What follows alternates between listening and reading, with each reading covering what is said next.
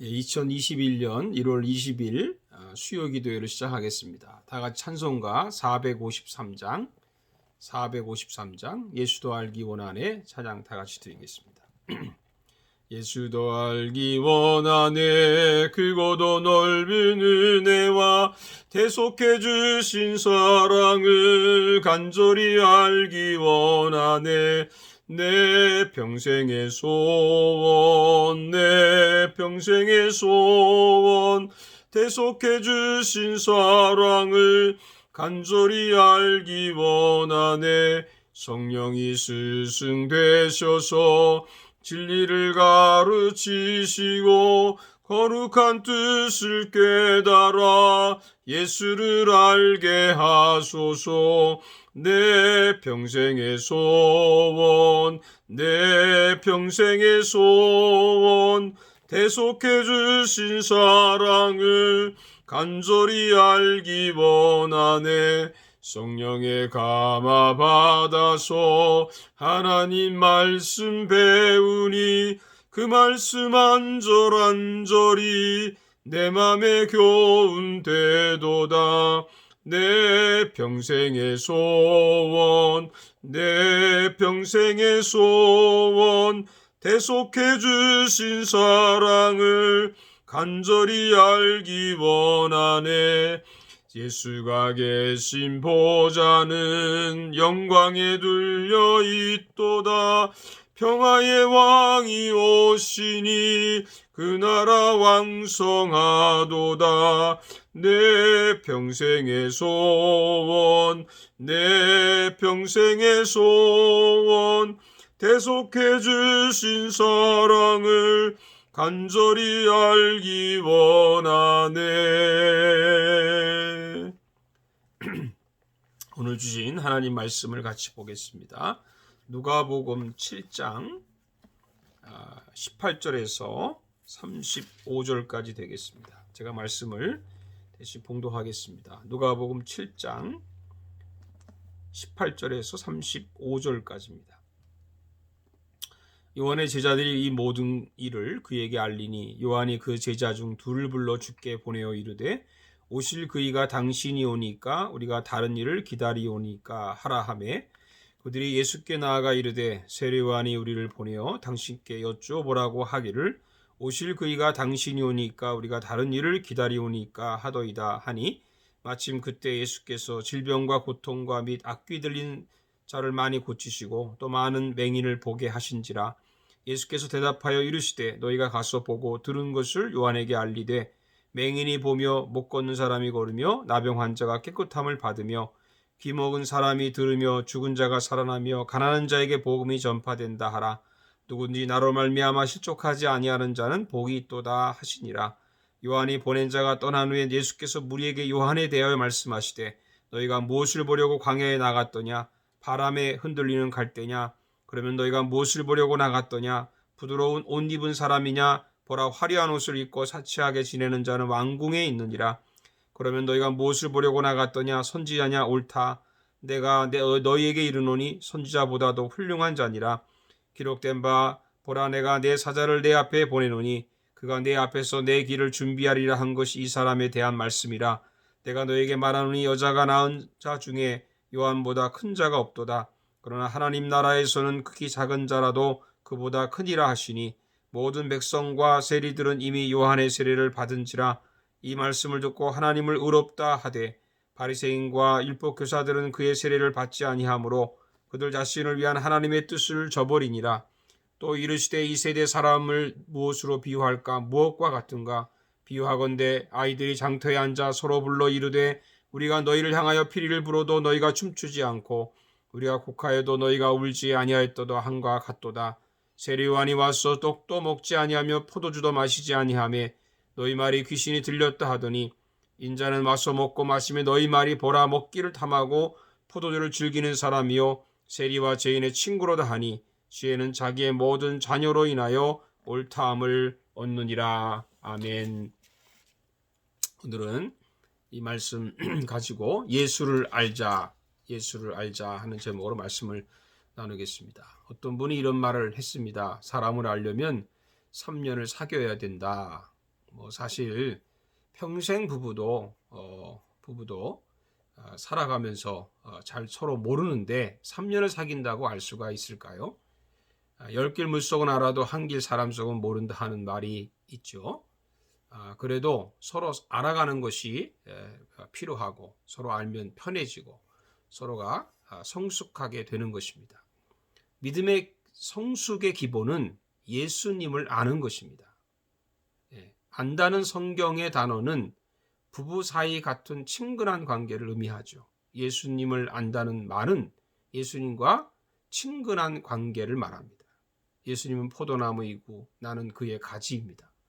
예수님은 목자이시고 나는 그의 양입니다. 예수님을 알면 알수록 더 친근한 관계가 됩니다. 이것을 믿음의 성숙이라고 합니다. 세례요한이 옥에 갇혀 있을 때 제자들은 예수님께 보내면서 이렇게 묻습니다. 오실 그이가 당신입니까? 우리가 다른 일을 기다려야 됩니까? 요한이 예수님을 의심했을까요?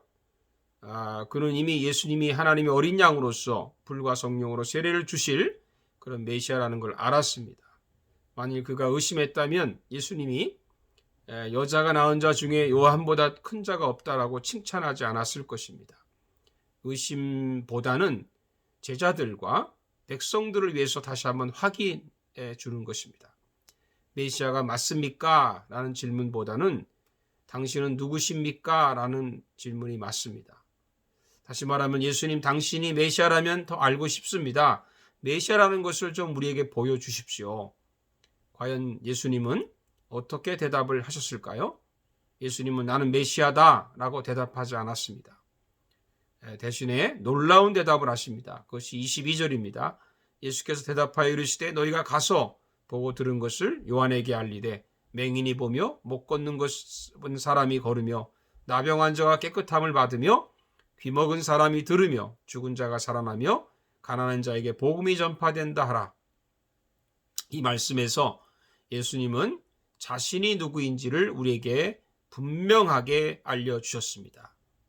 거기에 우리 이 말씀을 세 가지를 보겠습니다. 첫째는 예수님은 말만 하는 사람이 아니라 행동하는 사람이라고 하는 겁니다. 그 당시 예수님을 미워하던 바리새인들은 말만 하고 행동하지 않는 사람이었죠. 그래서 예수님이 그들을 지적했습니다. 무엇이든지 그들이 말하는 바는 행하고 지키되 그들이 하는 행위는 본받지 말라.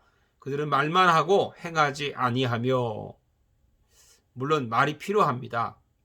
그러나 말을 했으면 말을 한 사람도 실천을 해야 되는 것이죠. 누구든지 이를 행하며 가르치는 자는 천국에서 크다 일컬음을 받으리라. 여러분, 교회에서 가장 골치 아픈 사람이 누구입니까? 말만 하고 실천하지 않는 교인입니다. 너희는 말씀을 행하는 자가 되고 듣기만 하여 자신을 속이는 자가 되지 말라고 야고보서 1장 22절에 말합니다.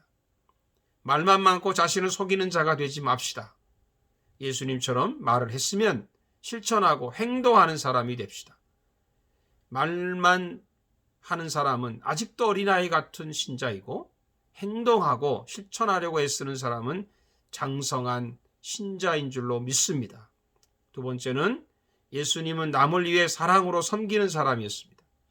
병자들을 낫게 하고 죽은 자들을 살리고 가난한 자에게 복음을 전하는 것은 섬김입니다. 인자가 온 것은 섬김을 받으려 함이 아니라 도리어 섬기려 하고 자기 목숨을 많은 사람의 대속물로 주려 함이라고 마가복음 10장 45절에 말하죠. 예수님의 입으로 직접 이 땅에 오신 목적이 섬김이라고 했습니다. 섬기지 않는 사람은 아직도 어린아이 같은 신자입니다. 그러나 섬기는 사람은 성숙한 신자입니다. 섬길 때 사랑으로 섬겨야 합니다. 억지로 하면 노동이고요. 사랑으로 하면 기쁨이 됩니다. 여러분, 사랑으로 남을 섬기는 그런 사람이 되기를 축복합니다. 마지막 세 번째는 예수님은 능력으로 보여주는 사람입니다. 맹인을 보게 하고 걷지 못한 자를 걷게 하고 나병한 자를 깨끗이 하고 귀먹은 사람을 듣게 하고 귀신을 쫓아내고 죽은 자를 일으키는 것은 능력입니다. 하나님의 능력입니다.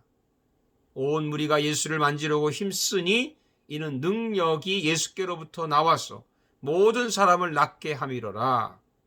누가복음 6장 19절의 말입니다. 예수님은 치유의 능력이 있습니다. 그분 자체가 능력이십니다. 우리가 예수님처럼 똑같은 능력을 가질 수는 없지만 그러나 예수님은 우리 각자에게 성령의 은사를 주셨습니다. 그래서 어떤 사람에게는 성령으로 말미암아 지혜의 말씀을, 어떤 사람에게는 같은 성령을 따라 지식의 말씀을, 다른 사람에게는 같은 성령으로 믿음을, 어떤 사람에게는 한 성령으로 병 고치는 은사를, 어떤 사람에게는 능력 행함을, 어떤 사람에게는 예언함을, 어떤 사람에게는 영들 분별함을, 다른 사람들에게는 각종 방언 말함을, 어떤 사람에게는 방언들 통역함을 주셨다. 이것이 고린도전서 12장 8절에 10절에 나오는 은사들입니다. 여기뿐만이 아닙니다. 우리에게 주신 은혜대로 받은 은사 각각 다르니 예언이면 믿음의 분수대로, 섬기는 일이면 섬기는 일로, 가르치는 자면 가르치는 일로, 위로하는 자면 위로하는 일로, 구제하는 자는 성실함으로, 다스린 자는 부지런함으로, 긍휼을 베푸는 자는 즐거움으로 할 것이다. 로마서 12장 6절에서 8절도 은사가 있습니다. 그래서 꼭 이렇게 나타나는 은사도 있지만 남을 잘 섬기는 것도 은사고 남을 다스리는 것도 은사고요. 위로 잘하는 것도 은사입니다. 가르침을 잘하는 것도 은사입니다. 그것뿐입니까? 또한 우리는 목사라는 직분, 장로라는 직분, 권사라는 직분, 집사라는 직분, 성도로 섬기는 그 자체가 바로 성령의 능력입니다. 그것도 은사입니다. 그래서 우리가 다른 은사를 부러워하지 말고 내가 가진 한 가지 은사라도 그 은사를 능력 있게 사용합시다. 능력은 나를 위한 것이 아니라 바로 남을 위한 것입니다. 나아가서 능력은 하나님의 영광을 위한 것입니다. 여러분, 하나님께서 우리에게 주신 그 능력을 하나님과 이웃을 위해서 사용합시다. 저 여러분이 예수님을 알면 알수록, 예수님과 더 친근하면 친근할수록, 예수님과 더 가까워지면 가까워질수록 나에게서 주의 능력이 충만하게 나타날 줄로 믿습니다. 기도하겠습니다. 살아계신 하나님, 감사합니다. 우리가 예수님을 더 깊이 알아야 되겠습니다. 그런데 우리는 신앙생활 하면서 정말 예수님을 아는 것보다도 다른 것을 알려고 했습니다. 주님 용서해 주시고 우리가 더 깊이 예수님을 알고 예수님을 알면 알수록 예수님과 하나 되어지고 그분이 내 안에 계셔서 예수님이 주시는 능력을 우리가 사용하고 예수님께서 하시는 섬김을 통해서 우리도 남을 섬기게 해주는 그런 사람 되게 해 주시옵소서.